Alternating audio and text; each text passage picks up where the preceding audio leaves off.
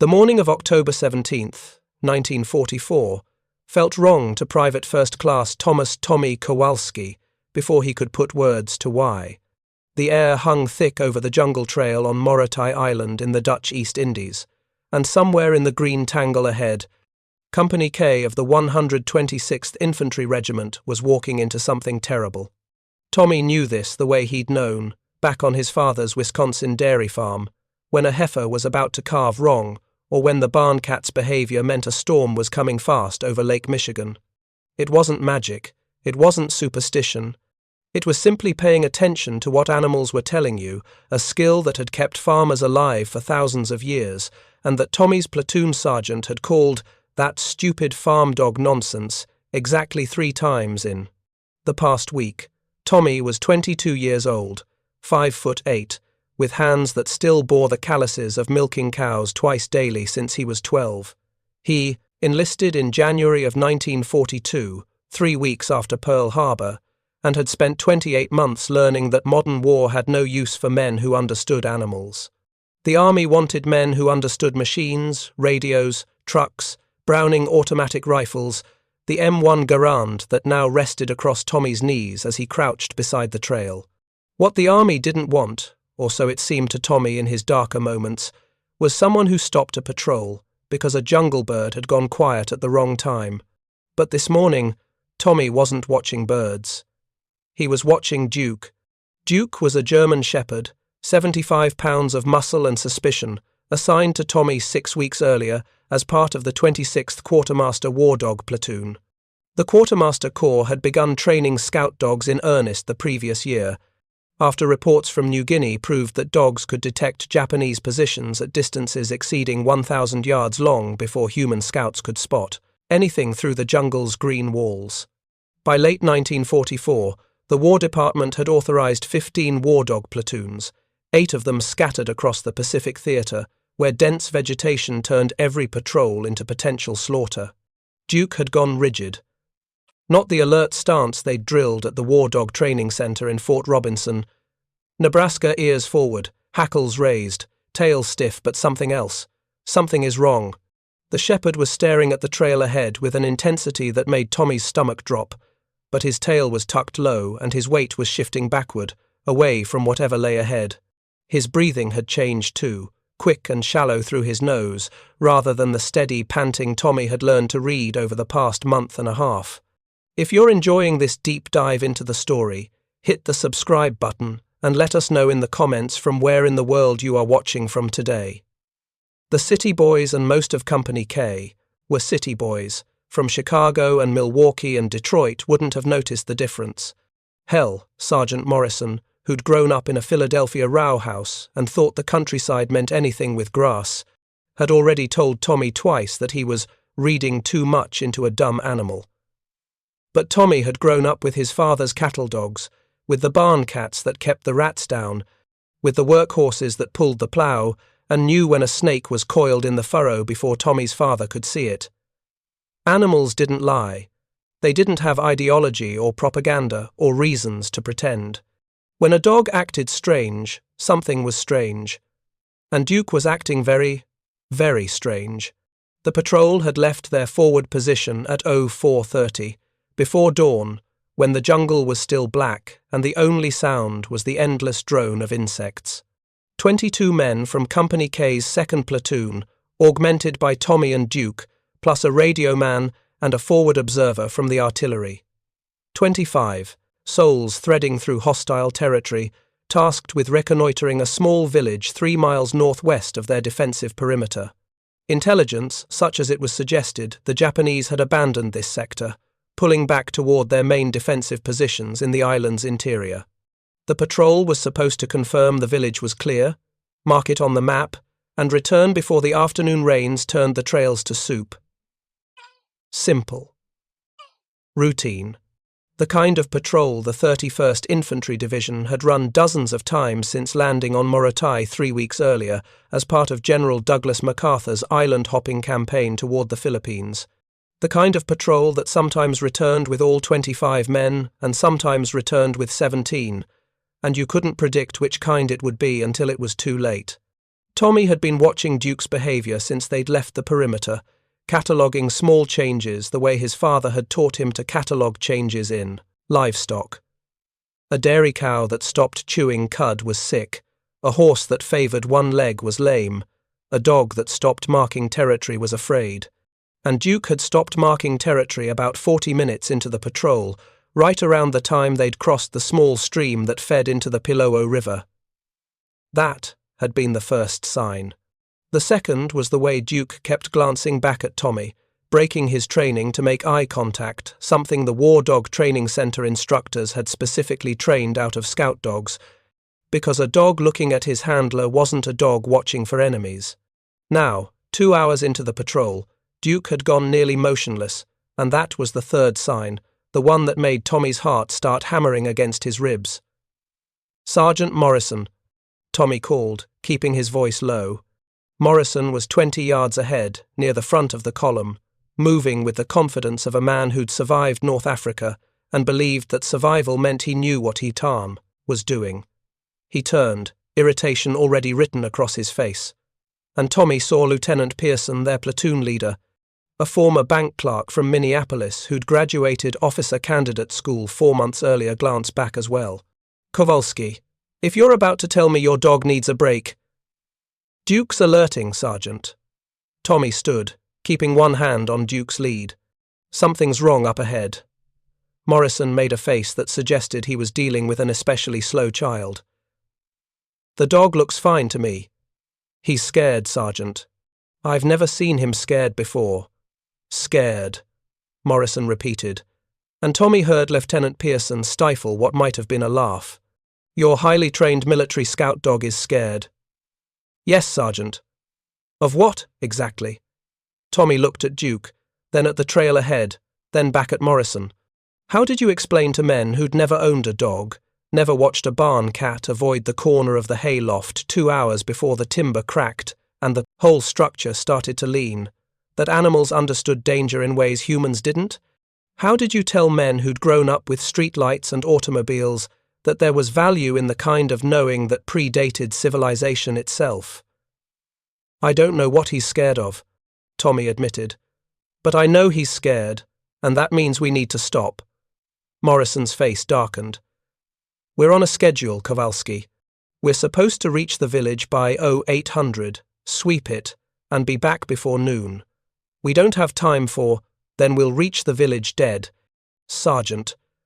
The words came out harder than Tommy had intended, sharp enough that Lieutenant Pearson actually stepped toward them, his hand moving reflexively toward the .45 automatic on his hip, not in threat, but in the gesture of an officer preparing to restore order.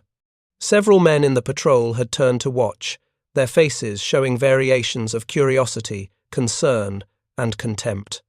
Tommy recognized Private Jensen, a former stockyard worker from Chicago, who'd once told Tommy that anyone who came from a place where you could smell cow shit was basically retarded. He was smirking now, anticipating entertainment. "That's enough, Private," Lieutenant Pearson said, his voice carrying the forced authority of a man still learning how to command. "Sergeant Morrison is right. We're on a timeline. Sir, I'm asking you to stop the patrol." Tommy heard the desperation creeping into his voice and hated it. "Just for 5 minutes. Let me check what spooked Duke."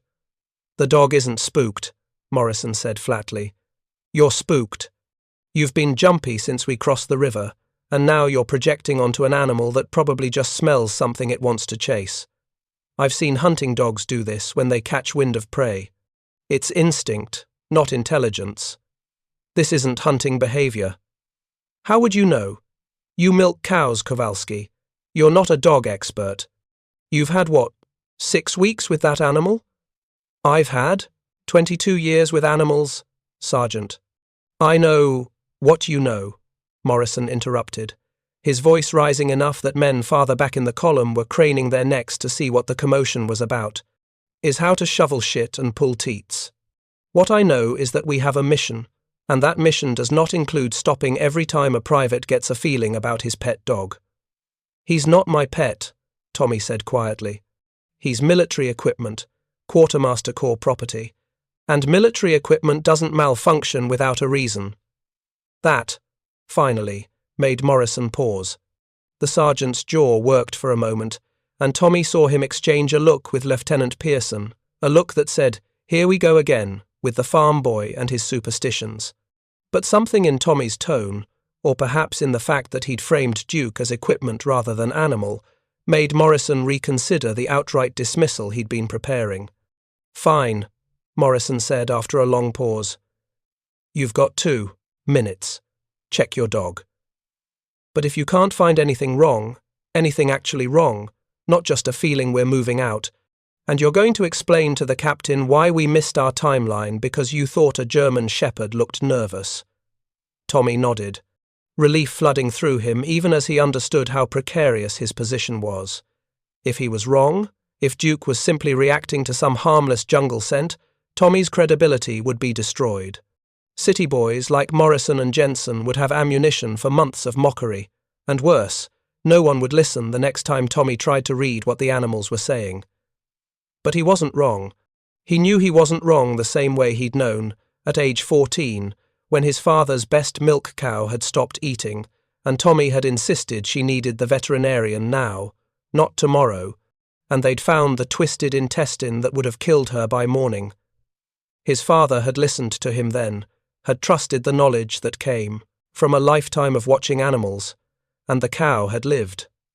Would these men, who'd grown up in a world of concrete and steel, trust that same knowing now? Tommy moved forward cautiously, Duke still rigid at his side, and scanned the trail ahead. The jungle pressed in from both sides, thick with vines and ferns, the kind of terrain where visibility dropped to maybe 20 yards at best. Perfect ambush country. The Japanese had proven themselves masters of jungle warfare, and reports from Guam and Guadalcanal described enemy soldiers hiding so skillfully that American patrols walked within feet of them without knowing. The War Dog program existed precisely because humans couldn't match the sensory capabilities animals brought to the hunt. He studied the vegetation, looking for the telltale signs of recent disturbance, freshly broken branches, disturbed earth, the particular way grass looked when men had moved through it in the past few hours. Nothing obvious. But then, nothing obvious was exactly what you'd expect if the Japanese were any good at concealment. Tommy's 2 minutes were almost up. He could feel Morrison's impatience radiating like heat, could hear Jensen somewhere behind them making quiet comments that provoked muffled laughter from the other city boys. Time was running out, and Tommy had nothing concrete to show for his concern except a scared dog and a certainty that wouldn't translate into military language. Then Duke moved. Not forward toward the trail, but sideways, pulling Tommy gently toward the right side of the path. The shepherd's nose was working now, analyzing something in the air, and his tail remained tucked low. Tommy followed the dog's line of sight and froze. Birds. Or rather, the absence of birds. The jungle on Morotai was loud with them, hornbills and parrots and dozens of species Tommy couldn't name, creating a constant background chorus that soldiers learned to ignore. But ahead, in the direction the patrol was heading, the forest had gone quiet. Not gradually quiet, the way it did when men moved through and scared the wildlife away, but suddenly quiet, as if something had frightened every bird into stillness all at once. Tommy had seen this before, in Wisconsin, when a coyote pack was moving through the woods near the farm. The songbirds would go silent in a wave, creating a zone of quiet that travelled with the predators. His father called it the death zone, and he'd taught Tommy to recognize it from hundreds of yards away. "Sergeant," Tommy said, his voice urgent now. "Listen." Morrison opened his mouth to snap a response, then stopped. Lieutenant Pearson tilted his head, frowning. Even Jensen had gone quiet, sensing that something had changed in the dynamic of the moment. "I don't hear anything," Morrison said after a few seconds. "Exactly," Tommy replied. "You should be hearing birds. Lots of birds. But ahead of us, maybe 200 yards up the trail, it's dead quiet." So? So something scared them. Something big enough and threatening enough that they all shut up at once. Tommy pointed to where Duke was staring. And Duke can smell it. Whatever it is, he can smell it, and it's making him scared. Morrison and Pearson exchanged another look. This one, less certain.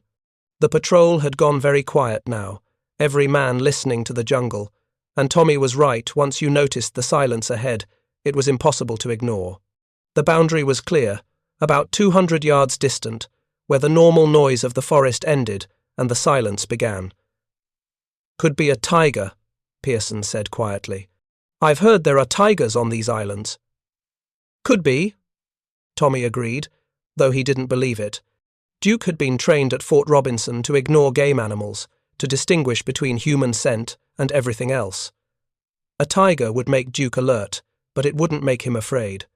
Only men made dogs afraid.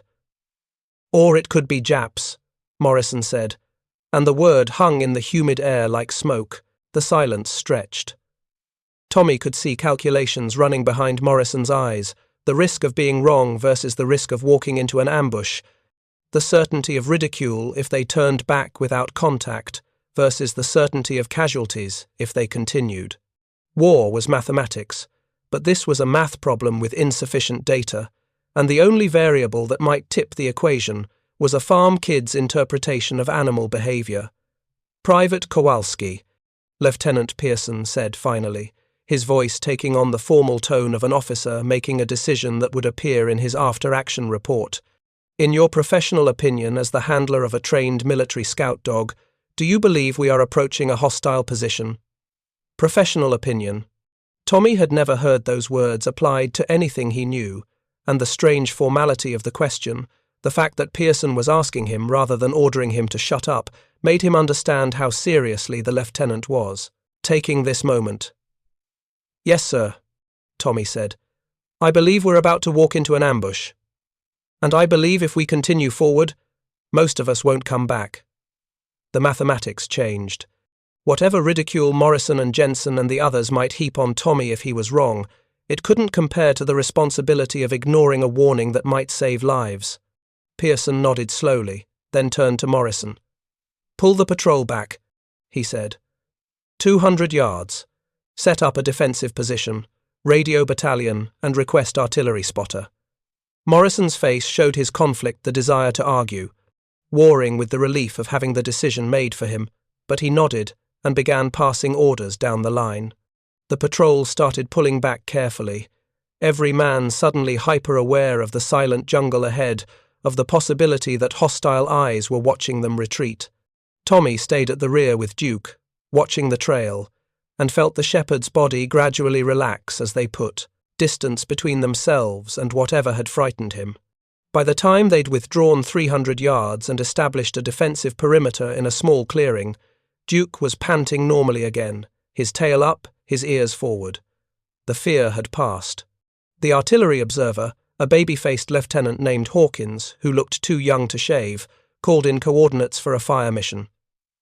At 07:15, American 105mm howitzers from the artillery battalion's forward position began dropping high-explosive shells on the section of jungle where Company K's patrol would have been walking if Tommy hadn't stopped them. The first rounds hit with a sound like the world tearing itself apart, a crack that made the earth jump and sent birds exploding into the sky from a mile around. Tommy watched through field glasses from their defensive position and saw the jungle canopy erupt in dirt and shredded vegetation. Secondary explosions followed small ones, the unmistakable report of ammunition cooking off in the heat of the artillery blast. Pearson saw it too. So did Morrison. So did every man in the patrol who'd thought Tommy was wasting their time with farm boy superstition. "Jesus Christ," Morrison said softly. "They were waiting for us." The artillery continued for 6 minutes, walking fire up and down the trail in a pattern designed to destroy anything hiding in ambush. When it stopped, the silence that followed was different from before, the shocked silence of a forest that had just survived artillery, where nothing living dared make a sound. At 0800, reinforcements arrived from Company K's main body, 2 additional platoons, sent forward once Pearson had radioed about the suspected ambush.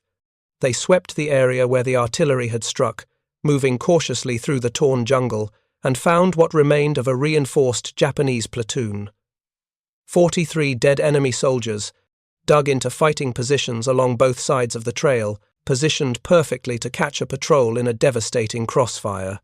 The intelligence officer who accompanied the sweep estimated that Company K's 25-man patrol would have suffered 80 to 90% casualties in the first 30 seconds of the ambush. The Japanese had machine guns sighted to interlock fire, mortars pre-positioned to drop rounds on the killing zone, and fighting positions camouflaged so expertly that the reinforcements nearly walked past them even after the artillery had torn away half the vegetation. They were waiting specifically for us, Pearson told Tommy later that day, back at the forward operating base, his face pale with the understanding of what had nearly happened. Intelligence thinks they'd been monitoring our patrol patterns for the past week. They knew we'd be coming down that trail this morning. Tommy nodded, watching Duke sleep in the shade of a supply tent. The shepherd was exhausted from the morning's stress, his paws twitching in some canine dream. And Tommy felt a fierce, protective gratitude toward the animal that made his chest ache. "How did you know?" Pearson asked. "How did you know to stop?" Tommy considered the question, searching for words that would make sense to a man who'd grown up in Minneapolis, who'd learned about the world from books and classrooms rather than from watching cattle and horses and dogs teach him the languages that existed before speech. How did you explain that knowing wasn't always rational, that sometimes the most important intelligence came from reading the signs that animals left in the world around them? Duke knew, Tommy said finally. I just paid attention to what he was telling me. The sergeant was wrong, Pearson said quietly. It wasn't stupid. It was the smartest thing anyone did today. News of what happened on October 17, 1944, spread through the 31st Infantry Division faster than official communication. The story got embellished in the telling. Some versions had Duke detecting the Japanese at 1,000 yards. Others claimed the ambush would have killed all 25 men, but the core truth remained. A farm kid from Wisconsin and his military working dog had saved a patrol from walking into a carefully prepared killing zone. But what happened next would prove more complicated than simple heroism. Because while Duke had done exactly what the Quartermaster Corps had trained him to do, Tommy had done something that didn't fit into any training manual. He'd read fear in an animal that military doctrine insisted didn't experience fear. He'd interpreted behavior that the manual described as random. He'd trusted knowledge over knowledge, instinct over instruction. And in doing so, he'd challenged the fundamental assumption of modern military thinking, that technology and training could replace the ancient, intuitive understanding that humans had developed over thousands of years of living alongside animals. The city, boys in Company K didn't know what to do with that. Some of them Pearson, the radio man, a few of the quieter privates who'd grown up on farms themselves before the Depression drove their families into Detroit and Chicago, looked at Tommy with new respect. But others, like Morrison and Jensen, seemed almost resentful, as if Tommy's success had somehow diminished their own expertise, and had suggested that modern military training was less valuable than the backward knowledge of farm children who'd never seen a proper city.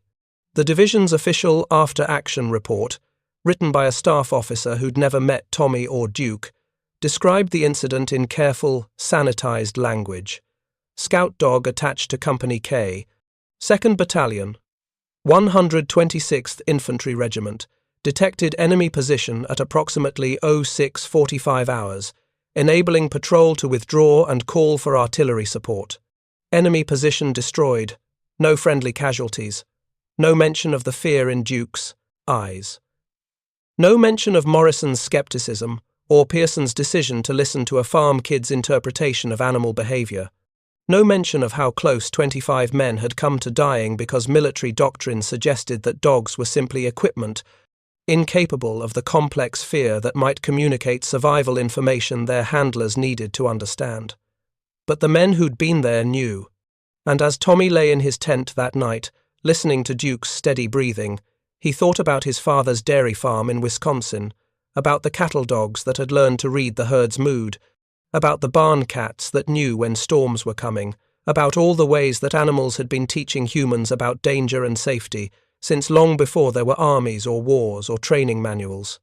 The army had spent thousands of dollars training scout dogs to detect enemy positions. But it had never trained anyone to recognize when a dog was telling you something the manual didn't cover, when an animal's fear was information rather than malfunction, when the oldest knowledge in the world might matter more than all the modern expertise men could manufacture. Tommy fell asleep knowing that he'd learned something important on the trail that morning, something that went deeper than military tactics or patrol procedures. He'd learned that in a world of steel and explosives and technical manuals, there was still room for the ancient understanding that had kept his ancestors alive when they were weak and slow and had nothing but their ability to read the signs that other animals left in the world around them. And he'd learned that sometimes saving lives meant listening to knowledge that men like Morrison and Jensen would always call stupid, would always dismiss as primitive, would never understand as the wisdom it was. But mostly, he'd learned to trust Duke. And in the brutal mathematics of war, that trust was worth more than all the training in the world. Engaging. Please take a moment to subscribe and enable notifications. It helps us continue producing in-depth content like this.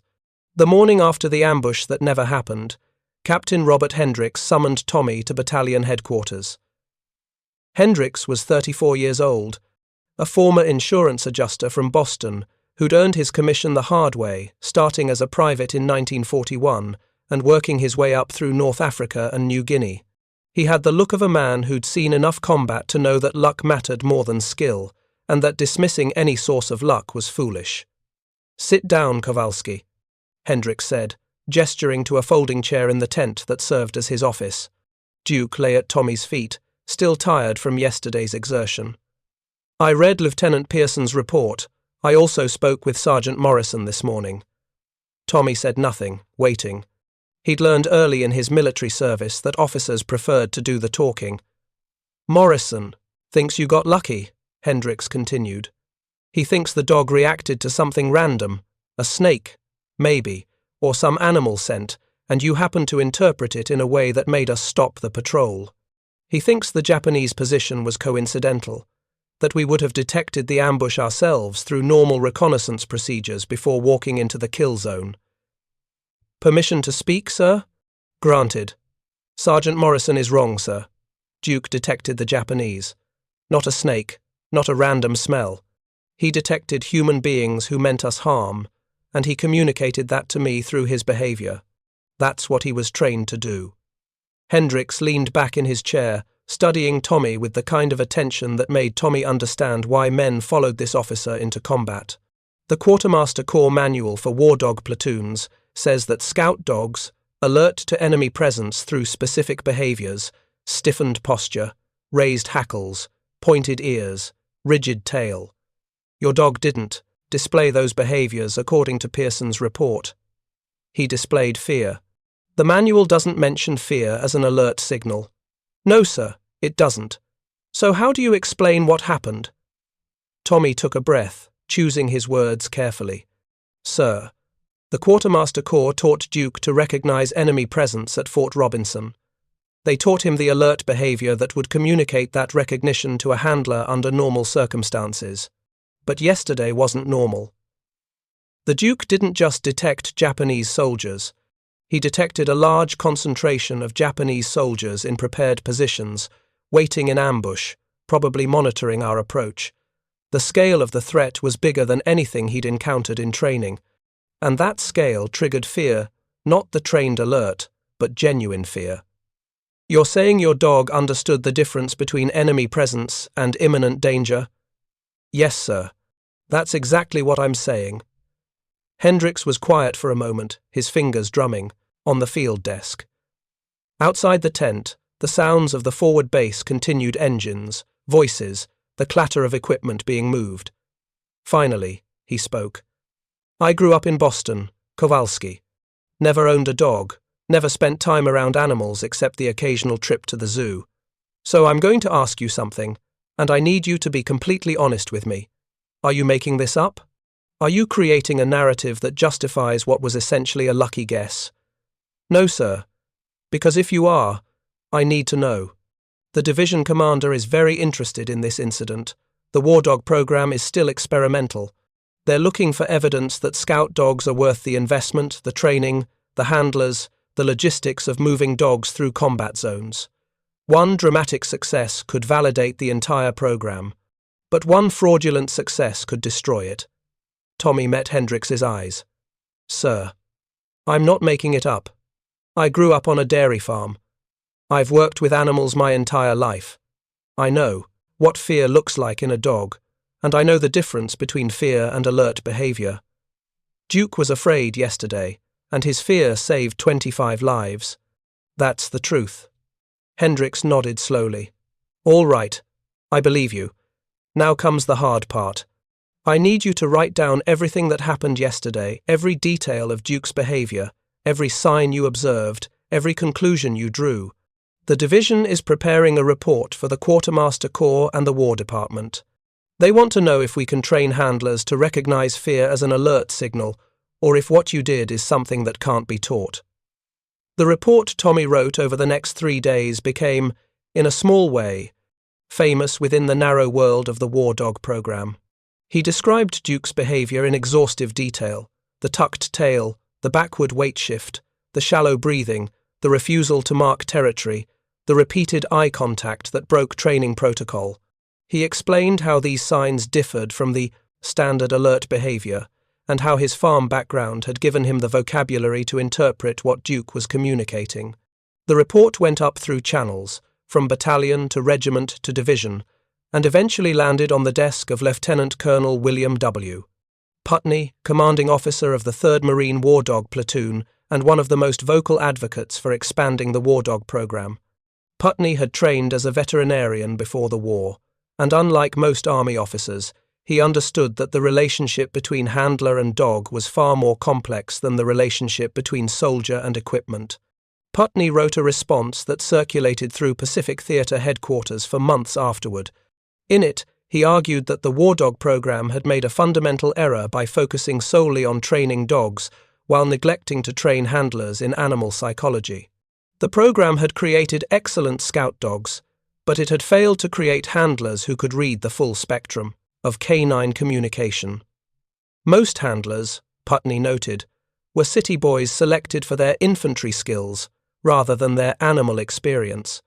They could follow the manual's description of alert behavior, but they couldn't improvise when dogs communicated information that fell outside the manual's parameters. Private Kowalski, Putney wrote, represents what the ideal handler should be: a soldier with sufficient animal experience to recognize that a trained scout dog is not a machine producing binary output, but a sentient being capable of sophisticated threat assessment. The fear response that Kowalski observed was, in fact, a more accurate alert signal than the standard behavior the dog had been trained to display. Fear indicated not merely enemy presence, but enemy presence in sufficient concentration and preparation to pose mortal danger. This is precisely the information that would be most valuable to a patrol leader making tactical decisions. The report recommended that the War Dog program begin recruiting handlers specifically from rural backgrounds, prioritizing farm experience over infantry expertise. It suggested adding animal psychology to the training curriculum at Fort Robinson. It proposed that handlers be given greater authority to interpret dog behavior and halt patrols based on their observations, even when that behavior didn't match manual specifications. Most of these recommendations went nowhere. The War Department was overwhelmed with the logistics of fighting a two-front war, and reforming a small, experimental program wasn't a priority. But the report did have one immediate effect. It made Tommy Kowalski famous within the scout dog community. By November of 1944, handlers from other war dog platoons were seeking Tommy out, asking him to explain what he'd observed, to teach them how to read fear in their dogs. Tommy tried to explain, but he found it nearly impossible to translate a lifetime of animal experience into something that could be taught in an afternoon. How did you teach someone to recognize the subtle differences in a dog's breathing? How did you explain the significance of a tucked tail versus a neutral tail versus a raised tail when the differences were measured in inches? How did you communicate the importance of context, that the same behavior meant different things depending on the situation, the terrain, the weather, the time of day? Most of the city boys nodded politely and went back to following the manual. but a few, mostly handlers who'd grown up on farms themselves or who'd owned dogs before the war, understood what Tommy was trying to say. They began watching their dogs more carefully, looking for the signals that existed between the lines of the training manual, and several of them reported back that their dogs had displayed fear behavior in situations where standard alert behavior would have been insufficient. Corporal James Whitmore, a handler with the 25th Quartermaster War Dog Platoon on Bougainville, wrote to Tommy in December of 1944, describing an incident where his dog, a German shepherd named Rex, had shown fear behavior while approaching what appeared to be an abandoned Japanese bunker. Whitmore had learned from Tommy's example to trust the fear rather than dismiss it. He'd halted his patrol, called for grenades, and they'd thrown 3 into the bunker before approaching. 2 Japanese soldiers had emerged with their hands up, surrendering rather than dying in the grenade blasts. The bunker had been rigged with explosives, set to detonate when Americans entered. The patrol would have been annihilated if Whitmore had followed manual procedure and sent men inside for a standard clearing operation. "I thought about what you wrote in your report," Whitmore's letter said. "You wrote that fear is information. That changed everything for me. I stopped thinking of Rex as equipment that sometimes malfunctioned and started thinking of him as a partner who understood things I didn't. That understanding saved my life and the lives of 8 men in my patrol. But for every handler who learned from Tommy's example, there were 5 who dismissed it as irrelevant. The resistance came primarily from officers and non-commissioned officers who'd built their authority on technical expertise, men like Sergeant Morrison, who'd studied tactics and procedures and believed that warfare was a science that could be mastered through study. The idea that a farm kid with no formal education could outperform them by reading animal behavior was threatening.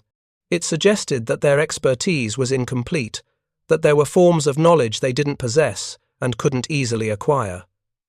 Morrison never quite forgave Tommy for being right.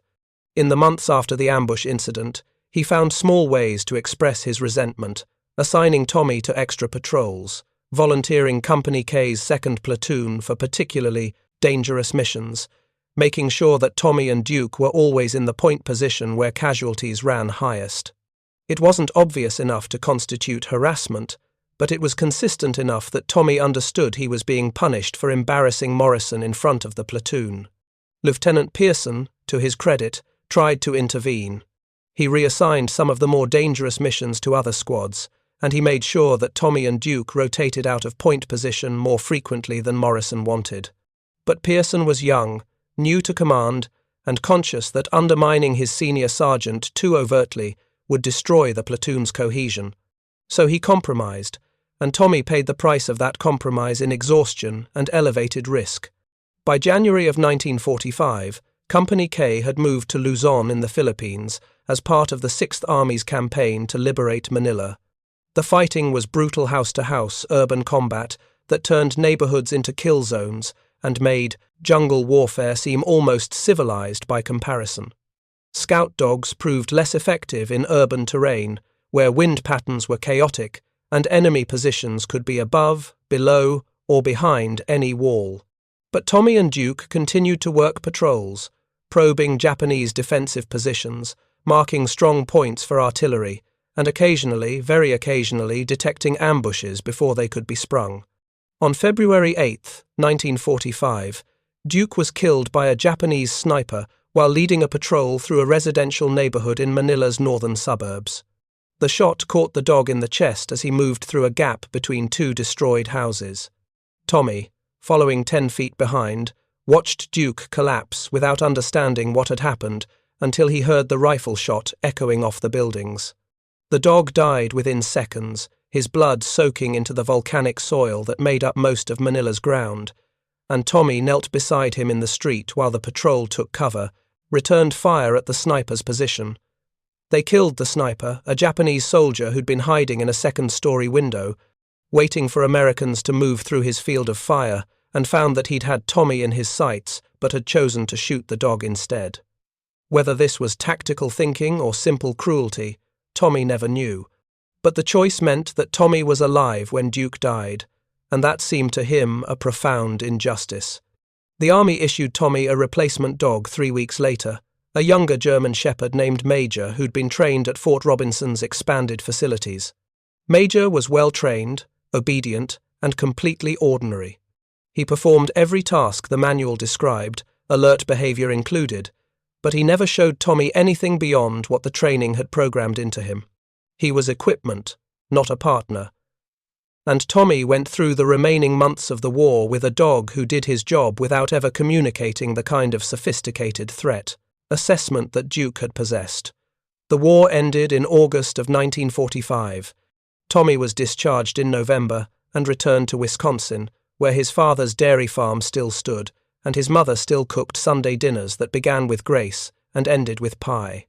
He didn't talk much about the war, most veterans didn't, in those first years after coming home, but he sometimes told his younger brother about Duke, about the morning in October when a scared dog had saved 25 lives by communicating information that existed outside the boundaries of military doctrine. His brother, who'd been too young to serve and knew war only from newsreels and radio broadcasts, asked the obvious question, did they give Duke a medal? Tommy had laughed at that, a sound without much humour in it. The army doesn't give medals to dogs. They tried to give Chips the dog who attacked that machine gun nest in Sicily a Distinguished Service Cross and a Purple Heart, but the War Department rescinded the medals because they said animals couldn't receive decorations meant for humans. Duke did exactly what he was trained to do, and he did it better than any dog in the program. But officially, he was just equipment. When he died, they wrote him off the inventory the same way they'd write off a broken rifle. That's not right. No, Tommy agreed. It's not right. But it's the way things work. The War Dog program was disbanded in late 1946, a victim of post-war military downsizing and the widespread belief that the atomic bomb had made conventional warfare obsolete. The 6,000 dogs who'd served in various capacities, scout, sentry, messenger, mine detection, were either euthanized or returned to their original owners. Major went back to a family in Oregon. Tommy never found out what happened to Duke's body. The records suggested he'd been buried in a military cemetery on Luzon, but when Tommy tried to find the grave during a return trip to the Philippines in 1963, the cemetery had been relocated and the records lost. What survived of Duke's legacy was more abstract, but more important than any physical memorial. The after-action reports from October 17, 1944, remained in the files of the Quartermaster Corps and later the U.S. Army Quartermaster Museum at Fort Lee, Virginia. These reports were studied by trainers during the Korean War when the military revived scout dog programs, and again during Vietnam when dogs proved essential for detecting booby traps and tunnels. Each successive generation of trainers read about the farm kid from Wisconsin who'd trusted his dog's fear response, and a few of them, the ones who'd grown up with animals themselves, understood what Tommy had understood that morning in the jungle. The lesson wasn't complicated. Animals know things humans don't, and the knowledge is real even when it can't be quantified or measured or reduced to manual specifications. Fear is information. Instinct is intelligence. And sometimes the most valuable expertise is the kind that can't be taught in any school because it comes from a lifetime of paying attention to the languages that existed before words. Part 3. The Cost of Truth and Legacy. Tommy Kowalski lived until 2006, dying at age 84 in the same Wisconsin farmhouse where he'd been born. He never owned another dog after Major, despite his wife's repeated suggestions that it might be good for him to have a companion. His children, 3 sons and a daughter, all of whom left the farm for cities and professional careers, remembered him as a quiet man who rarely spoke about the war, but who would sometimes stop in the middle of farm work and stare at nothing, his face carrying an expression they learned not to interrupt. His youngest son, Michael, who became a veterinarian in Madison, once asked his father why he'd never gotten another dog. "I had the best one," Tommy said. "Everything after that would just be a comparison." Michael pressed the question, sensing there was more to the story than simple nostalgia.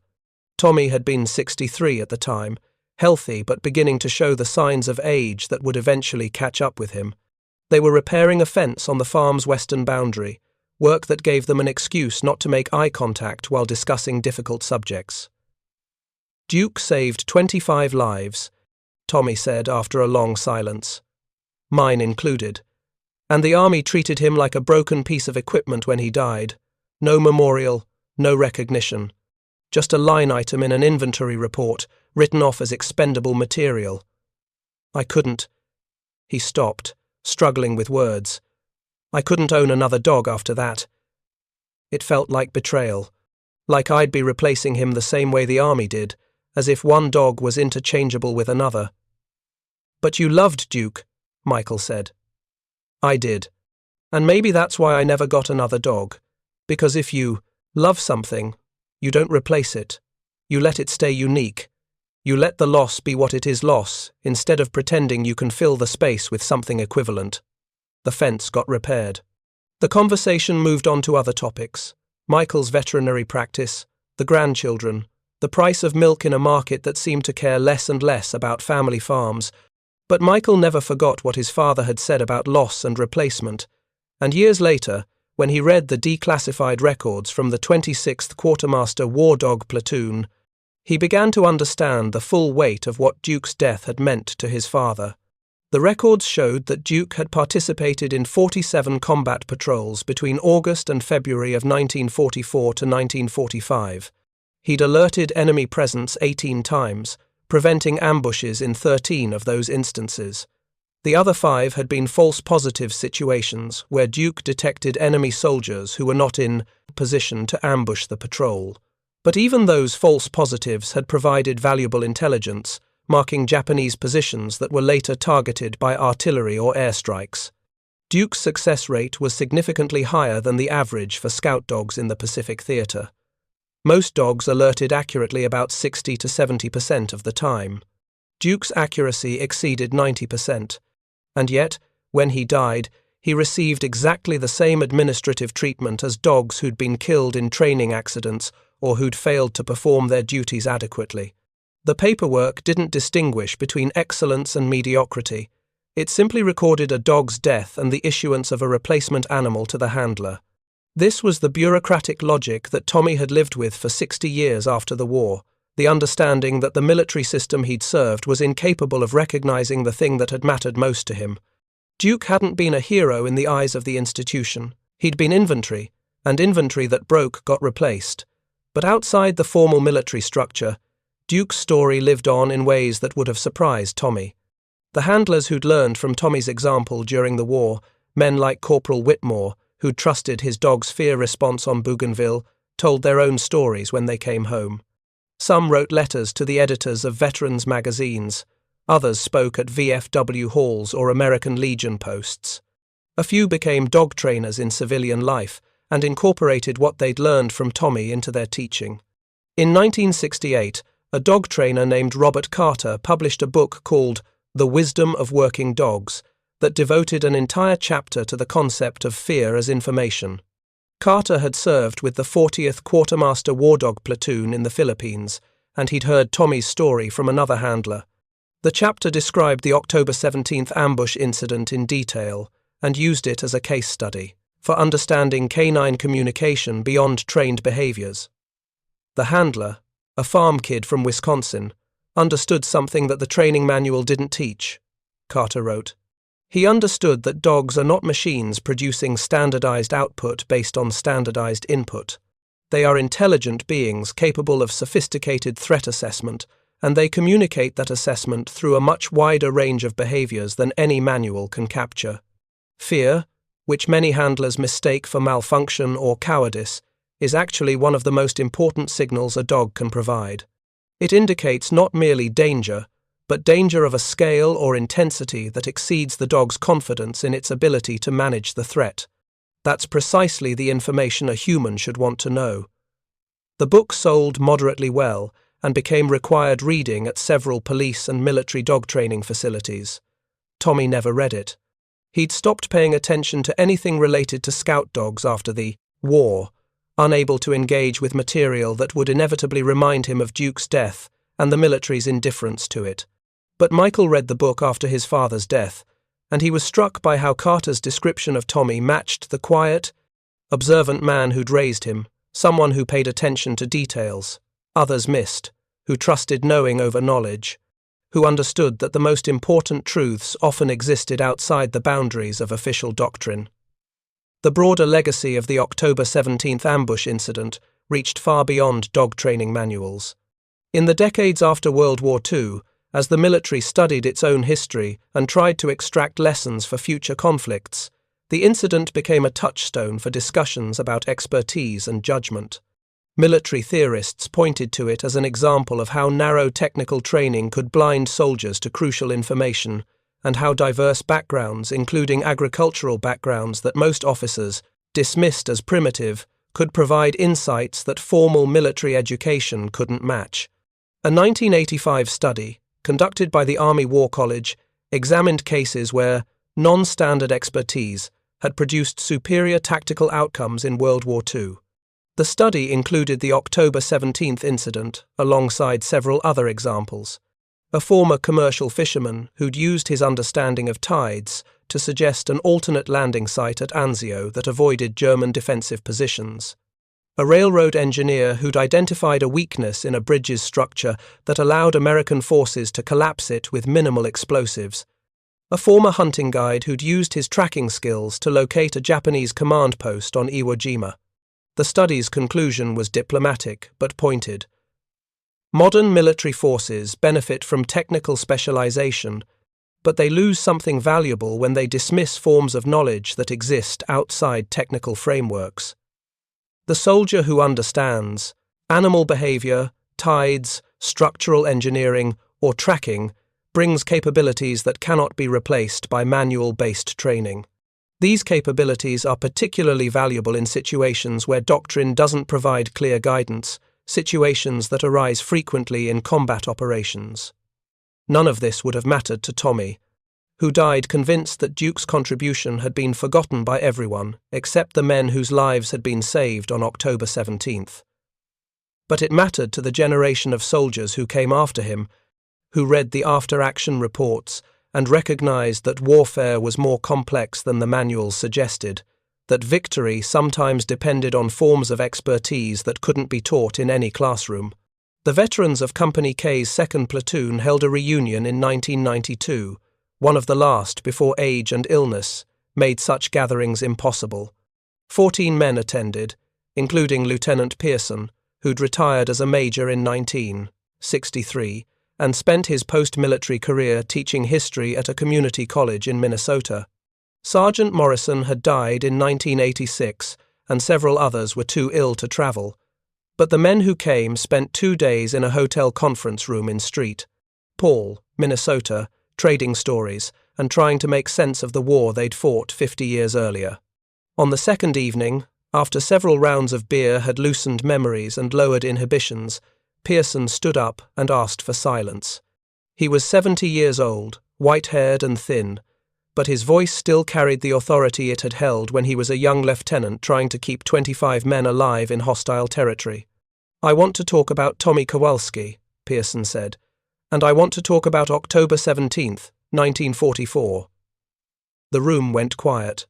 Everyone there remembered the ambush that hadn't happened, though their memories differed in detail. Some remembered Duke's alert clearly. Others remembered only the artillery that had destroyed the Japanese position, or the body count afterward, 43 enemy dead, 0 American casualties. A few, Pearson suspected, had convinced themselves over the years that they'd known something was wrong, that they'd been about to call for a halt themselves when Tommy had beaten them to it. Morrison thought Tommy got lucky, Pearson continued. He said it at the time, and he believed it for the rest of his life. But Morrison was wrong. Tommy wasn't lucky. He was skilled in a way that none of us city boys could recognize because we'd never learned to read animals the way he had. And because we couldn't recognize his skill, we nearly walked into an ambush that would have killed most of us. Pearson paused, looking around the room at the old men who'd once been young soldiers. "I've thought about that morning more times than I can count. I've wondered what would have happened if I'd ignored Tommy, if I'd let Morrison overrule him. We'd be commemorating a massacre instead of a reunion. 14 empty chairs instead of 14 living men. And the reason we're alive is because one farm kid trusted his dog, and because I had just enough sense to listen to him." The room stayed quiet. Several men were looking at the floor, their faces showing the complicated emotion that came from acknowledging how close they'd come to dying and how arbitrary survival could be. "I looked for Tommy a few years ago," Pearson said. "I wanted to invite him to this reunion. I wanted to thank him again for saving my life, but he died in 2006, so I can't thank him, and we can't honor him the way we should have honored him 50 years ago. But I wanted you all to know that I remember what he did, and I remember that most of us treated him like a joke because he came from a farm and talked about his dog like it was a person. We were wrong. He was right, and we owe him everything." The reunion ended the next morning. Most of the men went home to their families, their retirement communities, their final years. They didn't talk much about what Pearson had said, but several of them wrote letters to Michael Kowalski, Tommy's son, telling him about the reunion and about what his father had done in October of 1944. Michael collected the letters and included them in the memorial service when his father died, reading selections to the assembled family and friends who'd known Tommy as a farmer and father, but not as a soldier who'd once saved 25 lives by trusting a scared dog. The story might have ended there, lost to time the way most individual acts of wartime courage are lost, surviving only in family memory and yellowing records in military archives. But in 2018, 74 years after the ambush that never happened, the United States War Dogs Association established the Duke Memorial Award, given annually to military working dog handlers who demonstrate extraordinary ability to read and interpret canine behavior beyond standard training protocols, thereby preventing casualties or accomplishing missions that would otherwise have failed. The award's creation was driven by a new generation of handlers returning from Iraq and Afghanistan, where improvised explosive devices and ambushes created the same kinds of threats that had existed in the Pacific Theater 7 decades earlier. These handlers had studied the historical records and recognized that Tommy Kowalski's insight that fear was information, that dogs communicated more than the manual described, remained relevant in 21st century warfare. The first Duke Memorial Award went to a Marine Corps handler named Sarah Chen, who trusted her bomb detection dog's reluctance to enter a compound in Helmand Province, Afghanistan. The dog, a Belgian Malinois named Dante, had displayed fear behavior, tucked tail, backward weight shift, refusal to move forward that wasn't part of his standard alert signal. Chen had halted the patrol and called for explosive ordnance disposal specialists, who discovered that the entire compound had been rigged with explosives in a sophisticated daisy-chain pattern designed to kill everyone inside when the Marines entered. The dog had detected the scale of the threat and communicated it through fear, exactly as Duke had done 74 years earlier. At the awards ceremony, Chen said something that would have made Tommy smile if he'd been alive to hear it. "I grew up on a ranch in Montana. I've worked with animals my whole life, and the biggest challenge I've faced in the military hasn't been the combat or the deployments. It's been convincing people that what I learned from horses and cattle and ranch dogs is just as valuable as what they learned in technical training. Animals know things we don't. They always have. And if we're smart, we learn to listen to what they're telling us." The awards ceremony took place at Fort Lee, Virginia, at the Quartermaster Museum, where Duke's service records were archived. Michael Kowalski was invited to attend, and he brought with him a photograph of his father and Duke taken in October of 1944, the only photograph that survived the war, showing a young Tommy Kowalski kneeling beside a German shepherd whose alert expression suggested intelligence and capability. The museum added the photograph to its collection, and it now hangs in the War Dog exhibit alongside images of other dogs who'd served with distinction. Michael died in 2023. The last direct connection to Tommy's story gone. But the story itself survived because it answered a question that every generation of warriors asked. How do you know what to trust when the manual doesn't provide guidance? How do you make life or death decisions based on information that can't be quantified or measured? Tommy's answer, that you trust the ancient knowledge that comes from living, alongside animals, that you read the signs they leave in the world, that you understand fear as information rather than malfunction resonated across decades because it spoke to a truth that transcended any specific war or weapon system. The truth was that humans had survived for hundreds of thousands of years by learning from animals, by watching how other species reacted to danger, by trusting the instincts that evolution had refined over countless generations. And that survival strategy, which had worked when humans were weak and slow, and had nothing but their wits and their ability to read signs, still worked in 1944 and still worked in 2023. The military kept training scout dogs, handlers kept learning to read alerts and signals, and a few of them, the ones who'd grown up on farms or ranches, who'd had dogs or horses or cattle, who'd learned young that animals were intelligent and that their intelligence was different from human intelligence but no less real, those handlers remembered the story of a farm kid from Wisconsin who'd saved 25 lives by paying attention to what a scared dog was telling him. That was Duke's legacy. Not a medal or a memorial or official recognition, but something more durable. A story that taught each new generation of handlers that the most important expertise sometimes came from the places the army least expected, and that wisdom wasn't always found in manuals or training centers or technical schools. Sometimes wisdom came from a lifetime of watching cattle and horses and dogs, from learning to read the signs that animals left in the world, from trusting knowing over knowledge. And sometimes, when the stakes were highest and the decisions most crucial, that wisdom made all the difference between survival and slaughter, between coming home and never coming home, between a reunion of old men drinking beer in a Minnesota hotel and 43 names on a casualty list that would have broken the hearts of mothers and fathers and children who never got the chance to say goodbye. Tommy Kowalski had understood that. Duke had understood that. And because they'd understood it, 25 men lived long enough to become old men, with grandchildren and stories, and the complicated gift of years that might otherwise have been lost on a jungle trail in October of 1944. That was worth more than any medal. That was worth everything. Thank you for reading. For more detailed historical breakdowns, check out the other videos on your screen now, and don't forget to subscribe.